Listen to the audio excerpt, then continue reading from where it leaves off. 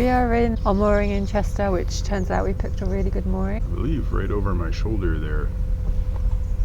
Is that it? Is that the tower? That's the Phoenix Tower, otherwise known as the King Charles Tower, from which King Charles I almost certainly did not watch the defeat of his army over that way. He was probably watching it from the much taller Chester Cathedral over there, but it's a nice idea. We chose the best mooring, so now we're leaving it. We are going to go down the staircase, the incredibly deep, wide staircase of 3 locks. I think it's called the Nortgate Locks. We were told that there's lock keepers most days, and today there should be one after 10 or 10:30. And we're actually going to pair up with the boat behind us and go down with them. And then we're just going to stop in the basin down there because it's a little bit closer to the laundry, and I want to walk to B&Q. So. And it saves us having to go through the staircase locks alone at some point.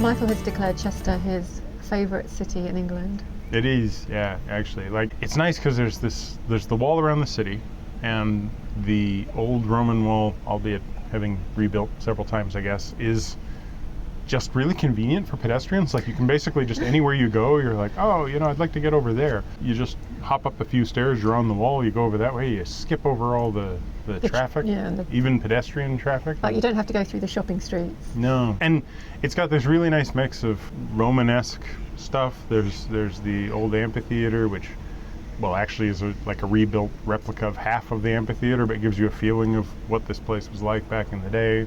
There's the Chester Castle sitting there overlooking what is actually now a racecourse, but at one point was the harbour of Chester. Yeah, because it used to be a really important seaport before the river changed its routes. Originally, the theory is that the Romans actually intended for Chester to be kind of the administrative centre of Britannia, or at least it was a major fort. It was something like 20% bigger than the other Roman forts. This was a commanding place to have a sort of defensive position in a city, and so it's been here a ridiculously long time. It's gone through multiple sort of iterations because there's 4 major gates out of the walled city, and each of them has been rebuilt. It was originally built by the Romans, then it was rebuilt over time. The Georgians did a reconstruction of it to make all of the gates a little bit wider and allow like actual vehicular traffic. And the Victorians added all of the canals obviously, but they also added a whole bunch of industrial buildings around the edges, and a residential district built up around the outside of the walls where there used to be tanneries and horrible, horrible smelly places. Yeah. Everybody's super friendly. I don't understand any of them, but they're certainly friendly. Yeah, where the racecourse is now, that's where the harbour used to be, but it all silted up. It's a bit of a shame that there's not a harbour there now, I think. Yeah. And apparently, before they put the weir in, the canal here was really important to go down to the river. Yeah. But then when they built the weir, the river silted up and then the ships couldn't get in. And so they built the canal to go to Ellesmere port to meet the ships there, I guess. Yeah, once the port of Liverpool opened up. It's amazing to see just how much, like as you walk around and you see the little placards about the history, it's just amazing to see how much the changing fortunes of a river change the fortunes of a town. So we were on that really nice mooring and we met the parents of Maggie, who is of the Narrowboat Chef YouTube channel. They moored up behind us with their narrowboat, so we decided to come down the staircase with them because it's a wide staircase, it's a deep staircase, and it's quite intimidating. So it's just nice to be in a lock with another boat. Yeah. So we came down to this basin, and it was really nice to have them to chat to as we were coming down. Yep, and they've continued on towards Ellesmere Port on their sort of shakedown cruise of their boat. So good luck with that. Hope the engine keeps running. We have moored up for purposes of doing laundry primarily. Yeah, and there's a laundromat just over there and an Elsan and water point just behind me. But we've got everything we need to wash up things of importance while I finish my work and Joe finishes an edit, and then we will move on to Ellesmere Port. Yeah. So there was some debate about the Dee Branch, which is actually now parallel to us. And the Dee Branch is basically the route from the Shropshire Union Canal, where we are now, to the River Dee. It's not much of a route. No, it's about 200 metres. There's 4 locks on it, and it is actually a location on the Silver Propeller Challenge for the IWA. So we assumed we were going to go down there, and we got here and it's all silted up. So there's boats in the first pound below the first lock, but there's like 10-foot reeds down there as well. So we were like, well, do we go down there just to get our tick on the Silver Propeller list, even though we can't go through, we can't go that far. The lock itself to the river is out of action. You can't go onto the river at all.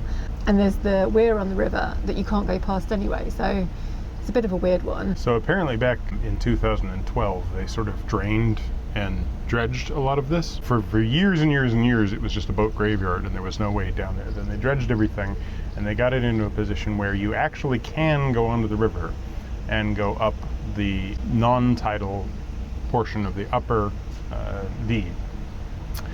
However, to get past that weir, which crosses the entire river, you basically have to wait until you're on a spring flood. So you're trying to go across a weir when the water is going over that weir. It just sounds weird and probably dangerous. And also, I think that's the only way you actually get to exit onto the river right now, is when the river comes up high enough that it floods that bottom lock. Ethee's nowhere near flooded right now, so we cannot proceed down there. So I mean, apart from the fact that the top pound is full of reeds and mud. Michael spoke to the lockkeeper who was working on the Northgate Locks. And what did he say? He said you definitely can go down the first lock. And then there's private moorings, so I wouldn't stay there. But you won't be able to make it to the second lock. So you're just going to have to come up. So Michael wants to do this so we get our tick on the Silver Propeller list. I also tweeted the Canal and River Trust to ask them if we could go down the Dee Branch. And she said, and I quote, "As far as I know, you can." It's really helpful. You can't. It's not even possible. Yeah. Anything else to say? Did we talk about coming down the locks? No, it wasn't really much to it. Apparently, they're worse on the way up. Yeah. Apparently, the real thing is they look daunting on the way down because there's some very tall doors. Yeah. Really and when the lock is raised, there's water going over the side. When the lock above you is up and you're down. Yeah, it looks like it's pretty daunting. When we're moving up, it'll probably be fine. The only thing is the shifting side to side. But yeah, so the ideal thing is that we meet a boat to go back up with. But we'll see. There was a higher boat going up today and it was fine. Yeah. I think you just go slow. Yeah. I mean, it looks more daunting than it is, like everything in life, except for the whatever.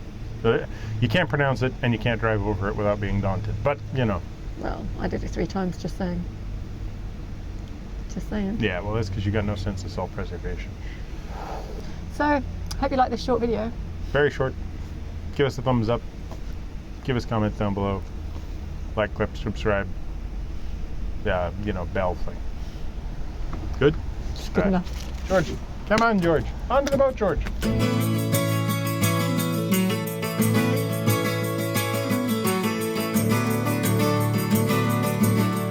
Let's make sure Godzilla's got the microphone. Godzilla, eat the chinchilla. George is stalking a pigeon. George won't catch the pigeon. George, leave the pigeon. Come here. What was that, George? Leave the pigeon. What was that? I mean, it's comical that you think you can stalk it. It's so comical. I was in Tesco's today and I phoned my husband to see what shampoo he wanted. And I said, I can't hear you. Can you text me? So, do you know what he did? He sent me a voice note, which I also couldn't hear. Saltwater saltwater flask. And like, Jelly bean? yes, please, jelly beans. Alright, what are the ingredients on these jelly beans? Vegetarian. Yeah, okay. Yeah, hell is that? The jelly. That's a very low quality jelly bean. Good flavour though. Yeah, it's good flavor. You think we could afford that building? Huh? You think we could afford that building? No. I don't want to live there.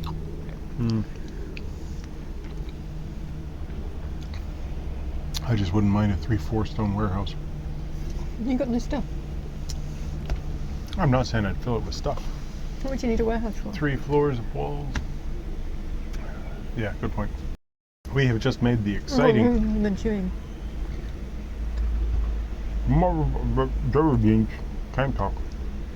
It's a fascinating city. It's really quiet compared to where we've been in a lot of the big cities. Yeah. Plus, I find everybody to be so friendly.